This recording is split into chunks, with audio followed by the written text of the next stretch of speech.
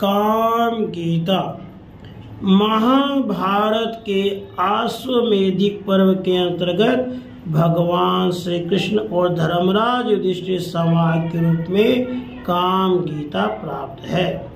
इसमें भगवान श्री कृष्ण जी ने काम प्रोक्त एक प्राचीन गाथा का वर्णन किया है, जिसमें बाह्य पदार्थों के त्याग के स्थान पर उनमें ममत्व के त्याग को ही वास्तविक त्याग बताया गया है, जो महान भय से छुटकारा दिलाने वाला है।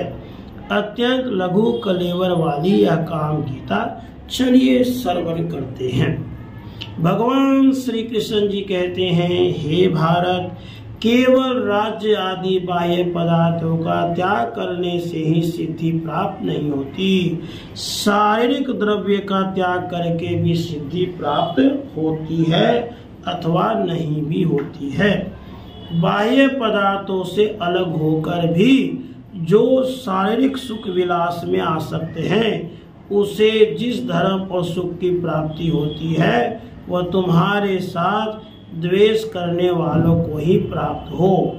मम मेरा ये दो अक्षर ही मृत्यु रूप है, न मम मेरा नहीं है। यह तीन अक्षरों का पद सनातन ब्रह्म की प्राप्ति का कारण है। ममता मृत्यु है और उसका त्याग सनातन अमृत तत्व है।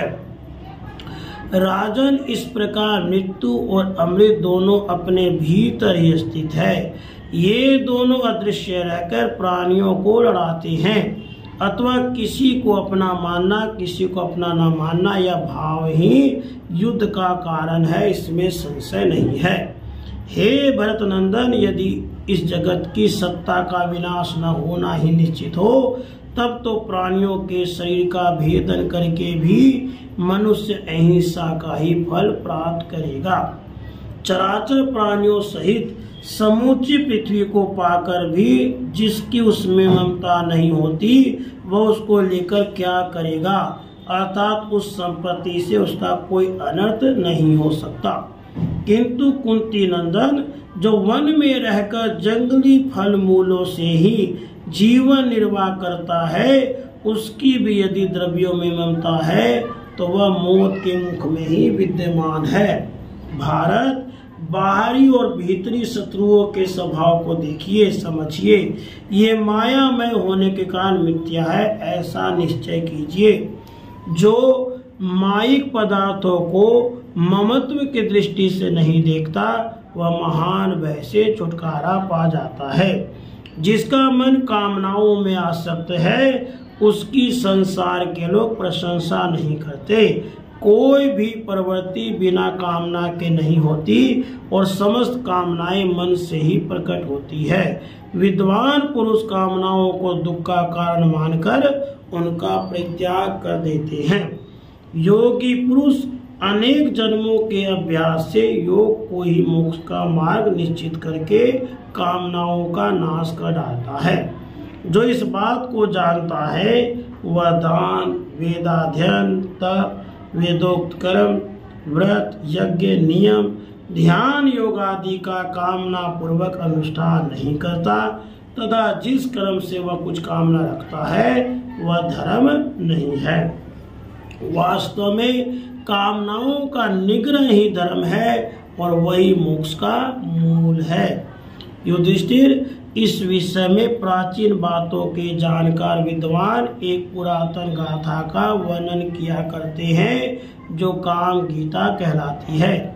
उसे मैं आपको सुनाता हूँ, सुनिए।